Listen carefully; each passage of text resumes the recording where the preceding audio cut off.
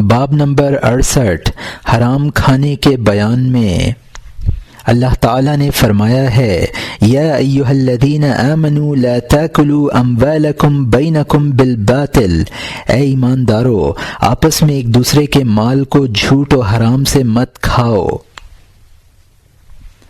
اس میں اختلاف ہے کہ عقل بالباطل سے کیا مراد ہے۔ بعضوں نے کہا ہے کہ اس سے مراد سود، جوا بازی، غصب، چوری، خیانت، جھوٹی گواہی اور جھوٹی قسم سے لوگوں کا مال کھانا ہے۔ ابن عباس رضی اللہ عنہ کا قول ہے کہ اس سے مراد وہ مال ہے جو بلا معاوضہ لیا جائے،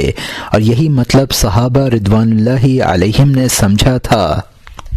جب یہ آیت نازل ہوئی اس واسطے سے انہوں نے ایک دوسرے کے گھر سے دعوت کا کھانا بھی چھوڑ دیا تھا کہ یہ کھانا بلا معاوضہ ہے، اور اپنے رشتہ داروں، قریبوں اور دوستوں کے گھروں کا کھانا بھی بند کر دیا تھا اسی خیال سے کہ بلا معاوضہ ہے، یہاں تک کہ آیت نور نازل ہوئی جس میں کہ صاف اجازت تھی کہ اپنے قریبی رشتہ داروں اور دعوتوں وغیرہ میں ایک دوسرے کے گھروں سے کھانا منع نہیں ہے۔ بعضوں نے کہا ہے کہ عقل بالباطل سے مراد عقود فاسدہ و بیوع ناجائزہ ہیں، مگر حقیقت یہ ہے کہ عقل بالباطل ہر ایک قسم کے ایسے مال کو جو بغیر حق و بلا وجہ لیا جائے شامل ہے، خواہ وہ بلا وجہ و ناحق لینا ظلم کے طریقے سے ہو جیسا کہ غصب، خیانت، چوری، یا کھیل تماشے کے طور پر لیا جائے جیسا کہ جوا بازی، دہل زنی اور دیگر لہو و لعب سے حاصل کرنا، خواہ مکر و فریب سے لیا جائے جیسا کہ عقود فاسدہ و سکک ناجائزہ سے لیا جائے۔ اسی منشا کو جو میں نے بیان کیا ہے بعض سلف کا قول بھی تائید کرتا ہے کہ انہوں نے کہا ہے کہ عقل بالباطل ہر ایک قسم کی ناجائز حالت کو شامل ہے، یہاں تک کہ اگر انسان اپنا مال بھی ناجائز و حرام جگہوں میں صرف کرے تو وہ بھی عقل بالباطل میں شامل ہے۔ اسی مضمون کے متعلق بہت احادیث وارد ہوئی ہیں، مگر ہم چند ایک حوالہ قلم کرتے ہیں۔ مسلم وغیرہ اہل سنن نے حضرت ابو ہریرہ رضی اللہ عنہ سے روایت کی ہے کہ رسول اللہ صلی اللہ علیہ وسلم نے فرمایا ہے کہ اللہ تعالیٰ پاک ہے، وہ پاک و حلال چیز کو ہی پسند کرتا ہے، اور اللہ تعالیٰ نے مومنوں کو بھی اسی بات کا حکم دیا ہے جس چیز کا رسولوں کو دیا ہے، یعنی عقل حلال کا، جیسا کہ فرمایا یا ایھا الذین آمنوا کلوا من طیبات ما رزقناکم، اے ایمان والو ہمارے حلال و پاک دیے ہوئے رزق کو کھایا کرو، اور رسولوں کے واسطے کہا یا ایھا الرسل کلوا من الطیبات واعملوا صالحا، اے رسولو حلال کھاؤ اور نیک عمل کرو۔ پھر رسول اللہ صلی اللہ علیہ وسلم نے ایک شخص کا ذکر کیا جس کا لباس چرکین، بال بکھرے ہوئے، تباہ حال، ہمیشہ سفر میں رہنے والا، اپنے ہر دو ہاتھ آسمان کی طرف اٹھاتا ہے اور خدا سے دعا مانگتا ہے، مگر اس کا کھانا حرام، پینا حرام اور لباس حرام، گویا اس کا تمام جسم حرام سے ہی پلا ہوا ہے، بھلا ایسے شخص کی دعا کیوں کر قبول ہو سکتی ہے؟ طبرانی نے اسناد حسن سے روایت کی ہے کہ ہر ایک مسلم پر طلب حلال واجب و ضروری ہے۔ طبرانی اور بیہقی نے لکھا ہے کہ فرائض کے بعد طلب حلال فرض ہے۔ ترمذی اور حاکم نے روایت کی ہے کہ جس نے حلال کھایا اور سنت کے موافق عمل کیا اور لوگوں کو دکھ نہ دیا وہ جنت میں داخل ہوا۔ صحابہ رضوان اللہ علیہم نے کہا یا رسول اللہ صلی اللہ علیہ وسلم اس وقت تو آپ کی امت میں ایسے لوگ بہت ہیں، فرمایا کہ میرے پیچھے اس سے بھی زیادہ ہوں گے۔ احمد وغیرہ اہل سنن نے اسناد حسن سے روایت کی ہے کہ رسول اللہ صلی اللہ علیہ وسلم نے فرمایا ہے کہ جب تجھ میں 4 صفتیں ہوں تو تجھے کوئی خوف نہیں۔ پہلا امانت کی حفاظت کرنا، دوسرا سچی بات کرنا، تیسرا نیک عادات کا ہونا، چوتھا کھانا حلال کا ہونا۔ طبرانی نے کہا ہے کہ مبارک ہے وہ جس کی کمائی حلال کی ہو، نیک نیت ہو اور ظاہر بھی اچھا ہو اور لوگوں کو دکھ نہ دے۔ مبارک ہے وہ شخص جو اپنے علم پر عمل کرتا ہے اور بچے ہوئے مال کو خرچ کرتا ہے اور بیہودہ بات نہیں کرتا۔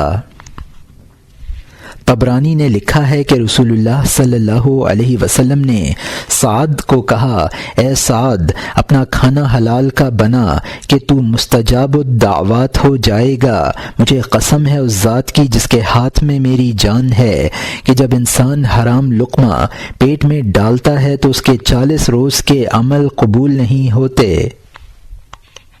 اور جس شخص کا گوشت حرام سے پیدا ہوا ہے وہ دوزخ کے لائق ہے۔ بازار نے لکھا ہے کہ رسول اللہ صلی اللہ علیہ وسلم نے فرمایا ہے کہ جو امانت نہیں رکھتا اس کا دین نہیں اور اس کی نماز اور زکوٰۃ قبول نہیں ہوتی۔ روایت ہے کہ جو شخص مال حرام سے قمیص پہنے اس کی نماز قبول نہیں ہوتی جب تک کہ وہ کپڑا اس سے دور نہ کیا جائے، کیونکہ اللہ تعالیٰ ایسے شخص کی نماز و عبادت قبول کرنے سے انکار کرتا ہے جس پر مال حرام کا لباس ہو۔ احمد نے ابن عمر رضی اللہ عنہ سے روایت کی ہے کہ جس نے ایک کپڑا 10 درہم سے خریدا اور اس میں 1 درہم حرام کا ہو تو اللہ اس کی نماز قبول نہیں کرتا جب تک کہ وہ کپڑا اس پر ہو۔ پھر اپنی 2 انگلیوں کو کان میں ڈال کر کہا کہ یہ بہرے ہو جائیں اگر میں نے یہ حدیث رسول اللہ صلی اللہ علیہ وسلم سے نہ سنی ہو۔ بیہقی سے روایت ہے کہ جس نے کوئی چوری کی چیز خریدی وہ جانتا ہے کہ یہ چیز چوری کی ہے تو وہ اس گناہ میں اس کے ساتھ شریک ہے۔ حافظ منظری اور احمد نے سند جید سے بیان کیا ہے کہ رسول اللہ صلی اللہ علیہ وسلم نے فرمایا ہے کہ مجھے قسم ہے اس ذات کی جس کے ہاتھ میں میری جان ہے کہ اگر کوئی شخص تم میں سے کوئی رسی لے اور پہاڑ میں چلا جائے اور لکڑیاں جمع کر کے اپنی پیٹھ پر لاد کر نیچے لائے اور اس سے اپنا پیٹ پالے تو یہ اچھا ہے بنسبت اس کے کہ حرام چیز کو منہ میں ڈالے۔ خزیمہ کے 2 بیٹوں اور حبان نے اپنی صحیح میں اور حاکم نے روایت کیا ہے کہ جس نے حرام مال جمع کیا پھر صدقہ کر دیا اس کو اس میں کچھ اجر نہیں ملتا بلکہ اس کا گناہ اس پر رہتا ہے۔ طبرانی نے لکھا ہے کہ جس نے مال حرام کمایا پھر اس سے کوئی غلام آزاد کیا اور اپنے رشتہ داروں کے ساتھ صلہ رحمی میں خرچ کیا تو یہ گناہ اس پر رہے گا۔ احمد وغیرہ نے سند حسن سے بیان کیا ہے کہ اللہ تعالیٰ نے تمہارے ارزاق کو جس طرح تمہارے درمیان تقسیم کیا ہے اسی طرح تمہارے دین کو تمہارے درمیان تقسیم کیا ہے۔ یعنی اللہ تعالیٰ دنیا ہر ایک کو دیتا ہے خواہ وہ چاہے یا نہ چاہے، اور دین نہیں دیتا مگر اسی کو جو چاہے، اور جس کو اللہ تعالیٰ دین دیتا ہے اس سے محبت کرتا ہے۔ قسم ہے اس ذات کی جس کے ہاتھ میں میری جان ہے کہ انسان اسلام نہیں لاتا جب تک کہ اس کا دل و زبان اسلام نہ لائے، اور ایماندار نہیں ہوتا جب تک کہ اس کے ہمسائے اس کی تکالیف سے محفوظ نہ ہوں، یعنی اپنے ہمسایوں پر ظلم نہ کرے اور ان کے ساتھ مکر و فریب نہ کرے۔ جو شخص مال حرام سے صدقہ کرے اس کا صدقہ قبول نہیں ہوتا، اگر اسے خرچ کرے تو اس میں برکت نہیں رہتی، اگر اس کو پیچھے چھوڑ جائے تو اس کے لیے اور عذاب کا موجب بنتا ہے، کیونکہ اللہ تعالیٰ بدی کو بدی سے دور نہیں کرتا بلکہ نیکی سے بدی کو دفع کرتا ہے۔ ترمذی نے روایت کی ہے اور کہا ہے کہ یہ روایت حسن صحیح غریب ہے کہ رسول اللہ صلی اللہ علیہ وسلم سے دریافت کیا گیا کہ کون سی چیز انسان کو دوزخ میں داخل کرتی ہے، فرمایا کہ فم اور فرج یعنی شہوات نفسانیہ۔ پھر پوچھا گیا کہ کون سی چیز انسان کو جنت میں داخل کرتی ہے، فرمایا کہ خدا سے ڈرنا اور نیک خلق۔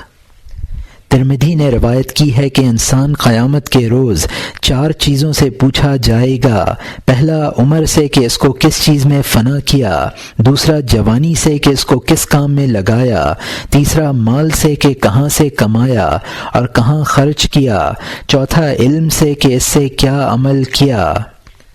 بیہقی نے روایت کی ہے کہ دنیا سرسبز و شاداب و شیریں و لذیذ معلوم ہوتی ہے۔ جس شخص نے اس دنیا میں مال حلال کمایا اور اس کے خرچ کرنے کے موقعوں پر بجا طور پر خرچ کیا تو اللہ اس کو ثواب دے گا اور جنت میں داخل کرے گا، اور جس نے مال حرام جمع کیا اور حرام جگہوں میں خرچ کیا تو اللہ اس کو ذلت و خواری کے مکان یعنی دوزخ میں جگہ دے گا۔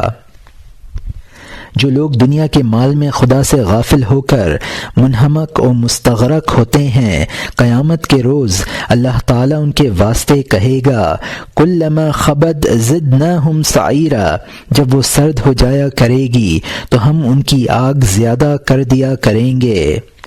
ابن حبان نے اپنی صحیح میں لکھا ہے کہ حرام کا خون و گوشت جنت میں داخل نہ ہوگا۔ ترمذی نے بیان کیا ہے کہ حرام سے پیدا شدہ گوشت دوزخ کے لائق ہوتا ہے۔ ایک روایت میں ہے کہ حرام سے پلا ہوا جسم جنت میں داخل نہیں ہوگا۔